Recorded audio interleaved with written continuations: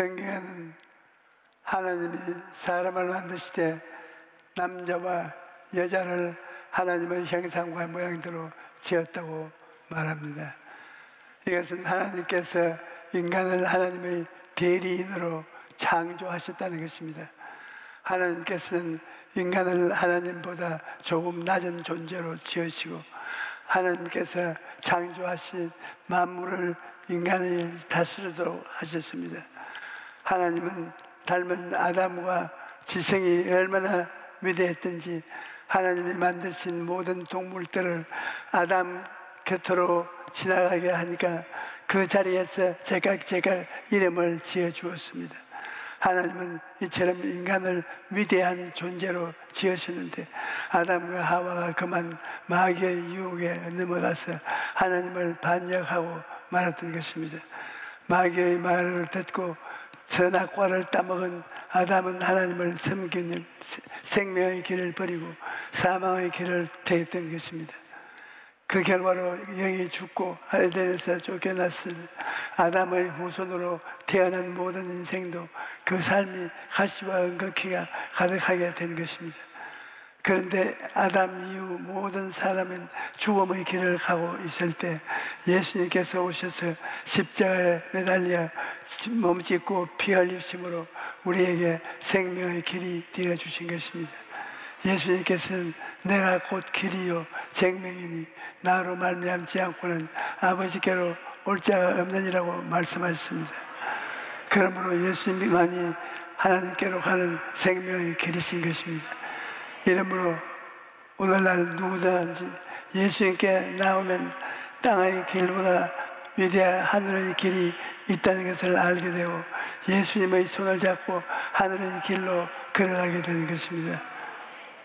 그런데 제가 지난 목회를 돌아보면 많은 사람들이 인생의 큰 어려움을 만났을 때 예수님을 만나고 하늘의 길을 가게 된 것을 많이 보았습니다.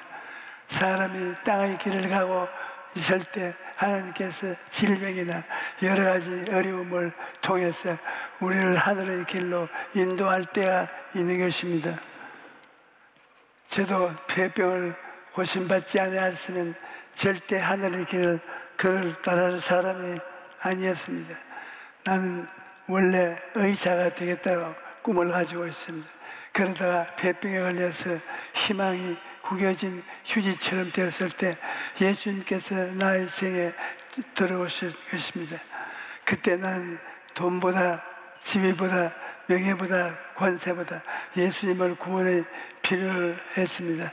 그래서 예수님께서 내 생애 속에 희망을 주시고 능력을 베풀어 주심으로 나를 질병의 구렁텅이에서 일으켜 주셨듯 내 영혼 속에 하늘을 가는 길이 열렸던 것입니다. 그 전까지는 하늘 길을 몰랐습니다. 땅의 길에만 관심이 있습니다. 내가 만일 땅의 길에서 예수님을 만나지 아니했더라면 절대로 하늘 길로 들어서지 못했을 것입니다. 그러나 주님께서 나를 찾아오셔서 절망에서 건져주셨으므로 영안이 열리고 하늘 길을 보게 된 것입니다. 그러므로 오늘 이 시간에 하나님을 찾으십시오. 성경은 너희는 야훼를 만날 때만 찾아라. 기꺼이 가까이 계실 때 그를 부르라. 악인은 그의 길을 불의한 자는 그의 생각을 버리고 야훼께로 돌아오라. 그리하면 그가 긍휼히 여기시리라.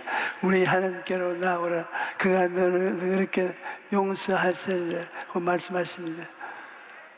누구든지 회개하고 하나님께 들어오면 하나님께서 그 앞에 하늘의 길, 생명의 길을 열어주시는 것입니다.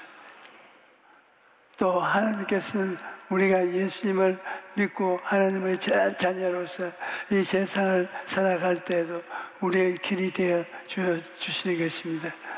우리가 말씀에 순종함으로 하나님의 순종의 하나님을 하나 따라가면 길이 없는 곳에도 하나님께서 길을 만들어 주시는 것입니다.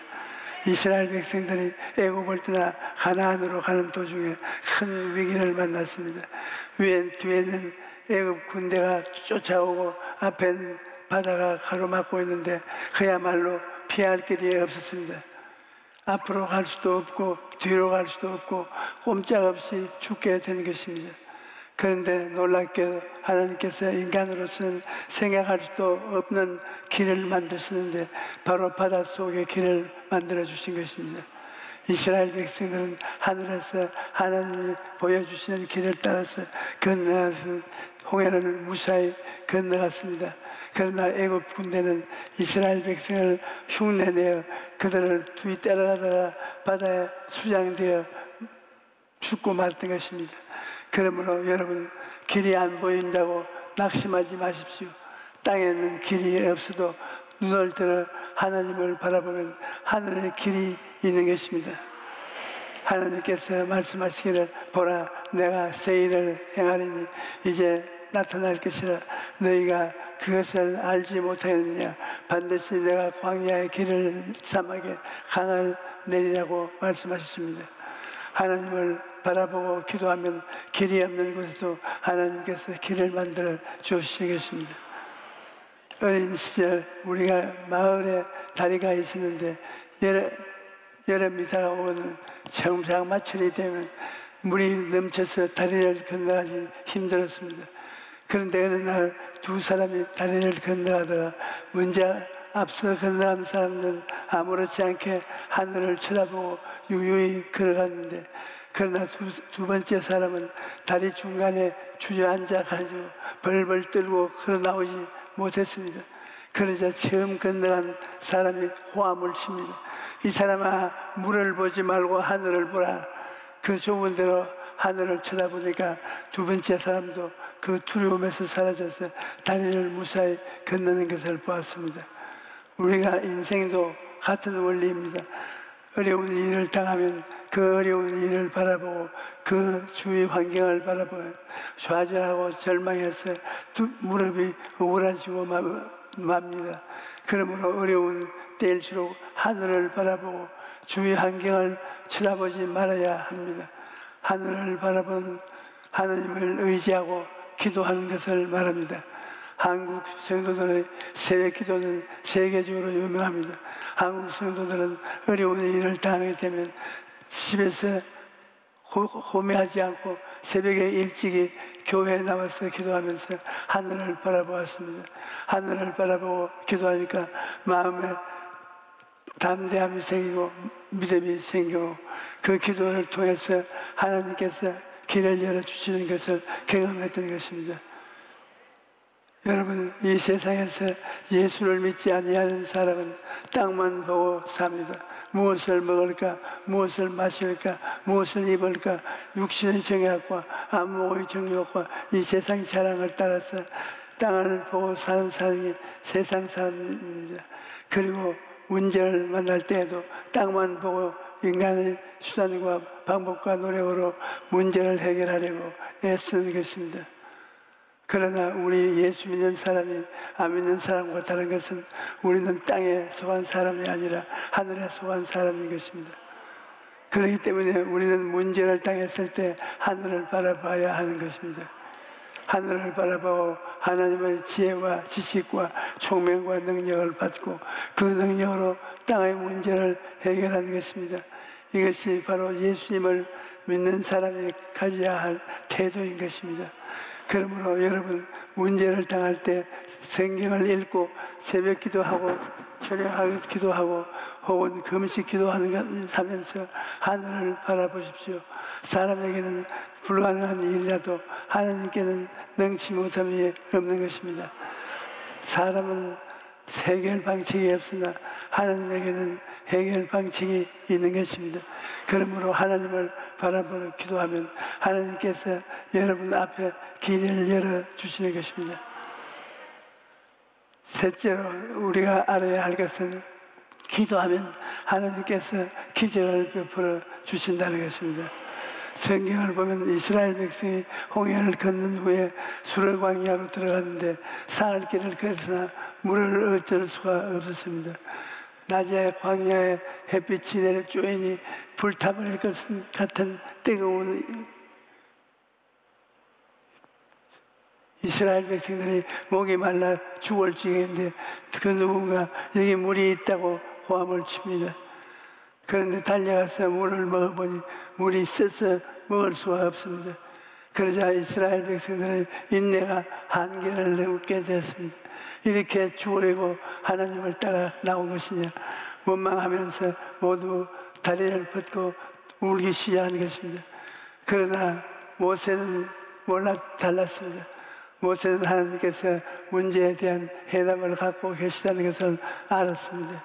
그렇기 때문에 모세는 하나님께 기도하여 부르짖어 외쳤습니다. 출애굽기 15장 25절에 모세가 야훼께 부르짖었더니 야훼께서 그에게 한 나무를 가르치시니 그가 물을 던지니 물이 달게 되었다고 말했습니다. 기도하니까 하나님께서 길을 보여주신 것입니다. 모세가 기도하기 전에는 큰 물을 달게 하는 나무가 물가에 있었음에도 불구하고 그것을 사용할 줄을 몰랐습니다. 그런데 기도하니까 하나님께서 그 나무를 물에 던지라고 하셨고, 그래서 문제가 해결될 수 있었던 것입니다. 여러분, 문제가 있으면 하나님은 그 문제를 해결할 것 길도 이미 예비해 놓은 것입니다. 그러나 성령을 그것을 알려주시기 때문에 기도해야 하는 것입니다. 기도하는 사람은 성령으로 말미암아 문제에 대한 해답을 발견할 수가 있는 것입니다.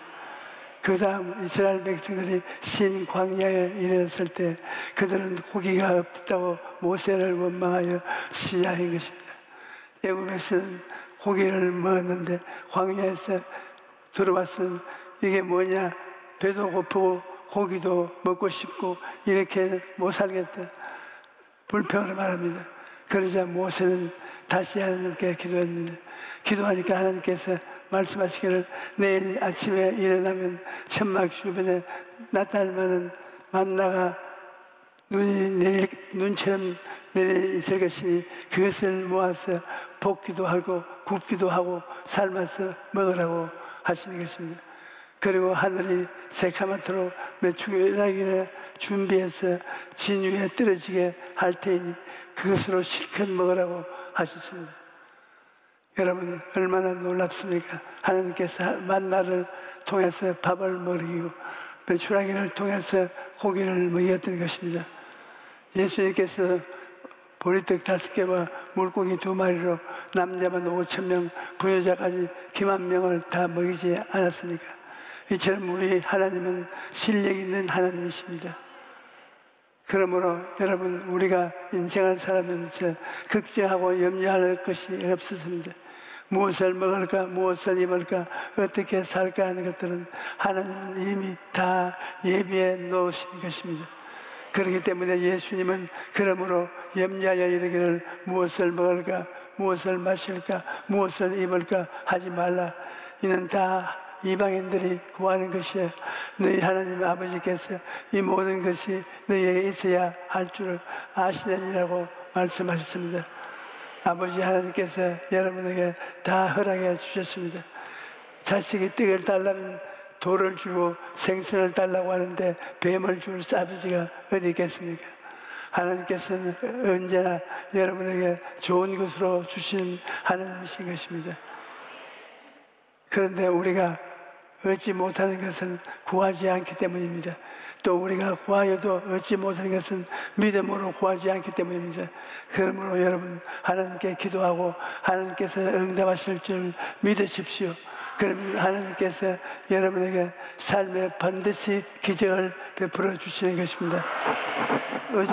언제나 6월이 되면 생각나는 것이 6.25 한국 전쟁입니다. 당시 우리나라가 큰 위기에 처했는데 그때도 많은 성도들이 기도함으로 하나님이 기적을 베풀어 주셔서 우리나라를 구원해 주신 것입니다. 6.25 전쟁이 발발한 날은 주일날이었는데 저는 그때 중학교에 다닐 때였습니다. 학교에 나가니까 학교 분위기가 웅성웅성했습니다. 왜 그런가 하고 살펴보니 북한이 남한을 침공했던 것입니다. 그리고 서울의 함락이 눈에 다가왔다고 했습니다. 학교 수업은 그로서 끝나고 그날부터 우리는 학교는 병영으로 바뀌고 만 것입니다. 그런데 3년 동안의 비참한 전쟁이 시작되었는데 북한군이 파죽 주세를 믿고 내려와서 낙동강 방어선까지 왔습니다. 당시 나라의 운명을 그야말로 풍전등화였습니다. 낙동강 방어선만 뚫리면 대한민국이라는 나라는 이 지구상에서 사라질 판이었습니다. 그런데 그때 한국 교회가 금식하고 철야하면서 하나님께 간절히 기도했던 것입니다. 당시 많은 교회들이 하나가 되어서 교회와 경남도청과 운동장과 백사장 등 여러 장소에 모여서 위기에 처한 나라를 구하기 위하여 간절히 기도했습니다. 그러자 정말 놀라운 기적이 일어났습니다. 그런 기도가 집회들이 있은 지 며칠 후에 성공한 확률이 5,000분이 1도 되지 않는다는 인천 상륙작전이 성공한 것입니다. 여러분, 기도는 이처럼 나라의 운명도 바꾸는 것입니다. 오늘날도 여러분들이 기도하면 하나님께서 사람들이 항상 할 수 없는 기적들을 베풀어 주시는 것입니다. 그러므로 여러분, 하나님이 역사하시면 그것을 기대하십시오. 믿고 기대해야 하나님 기적을 체험할 수가 있는 것입니다. 제가 오래전에 40일 동안에 구라파 전쟁을 다니면서 하나님의 말씀을 전가한 적이 있었습니다. 그때 제가 한국을 떠나기 전에 스위스에 사는 한 자매로부터 편지를 받았습니다. 그 사람은 암으로 13번의 수술을 받았는데 유방암이 양쪽 가슴에 발병해서 의사는 얼마 살지 못할 것이라고 사형선고를 내렸습니다. 그래서 나에게 최후로 편지를 보냈던 것입니다. 저 목사님, 나는 이제 얼마 살지 못할 인생입니다. 그러므로 목사님이 기도를 꼭 한 번만 받고 싶습니다. 그렇게 편지를 보내온 것입니다. 그래서 제가 그 편지를 책상 위에 펼쳐놓고 기도한 다음에 마음속에 믿음이 생겨서 그분에게 답장을 보냈습니다. 독일의 갈스루웨로 오십시오. 그 성회에 참석하면 당신은 병이 나아서 새 사람이 될지 나아갈 것입니다. 그렇게 편지를 보내고 제가 갈스루웨로 성회를 인도하려 갔는데 그 스위스 자매님도 성회에 참석하셨습니다. 그런데 제가 보니까 얼굴이 몹시 창백하고 걸음걸이도 겨우 걸었습니다. 그걸 보고 제 가슴이 덜컥 내려앉았습니다. 괜히 오라고 그랬나 보다. 저런 생태로 시체가 되어 돌아가겠구나, 그런 생각이 들었습니다. 그러나 그것은 인간적 생각이었습니다. 성회 첫날부터 하나님의 능력과 권세가 나타나서 많은 사람들이 구원을 받고 병고침을 받는 기적이 일어난 것입니다. 그런데 스위스에서 온 그 자매님은 여전히 암으로 말미암아 진통 속에 죽어가고 있었습니다. 그래서 제가 그냥 기도해서는 안 되게 따로 불렀습니다. 그리고 통역하는 목사님과 함께 30분 동안 안수하면서 간절히 기도했습니다. 인간적으로 볼 때는 상태가 너무나 심각했기 때문에 절대로 나을 것 같지 않았습니다. 그런데 성회 사흘째 되는 날 그 자매님이 자고 깨니까 그렇게 컸던 암이 바말란하게 작아지고 나흘째 되는 날은 암이 흔적도 없이 사라지고 만 것입니다.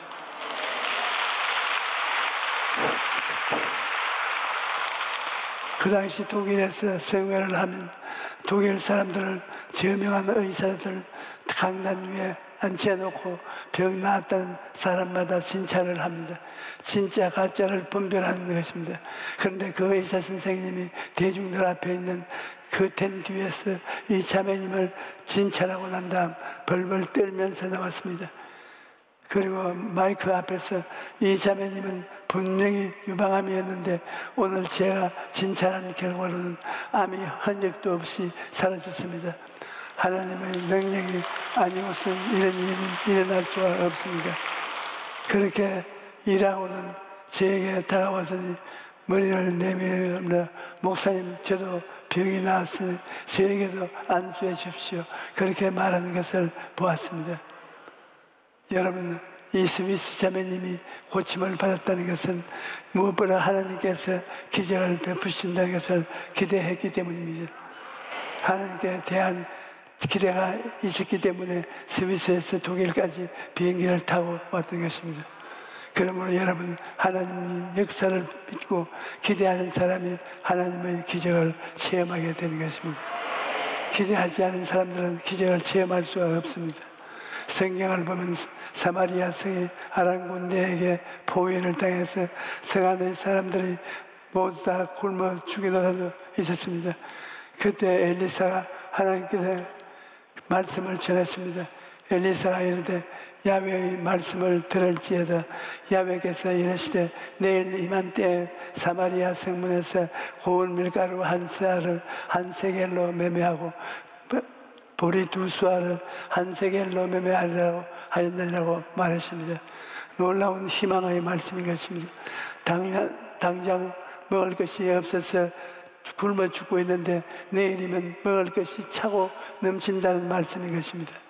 그런데 그 말을 듣고 왕을 모시는 장관이 야훼께서 하늘에 창을 낸들 그것이 이런 일이 있으리오라고 말했습니다.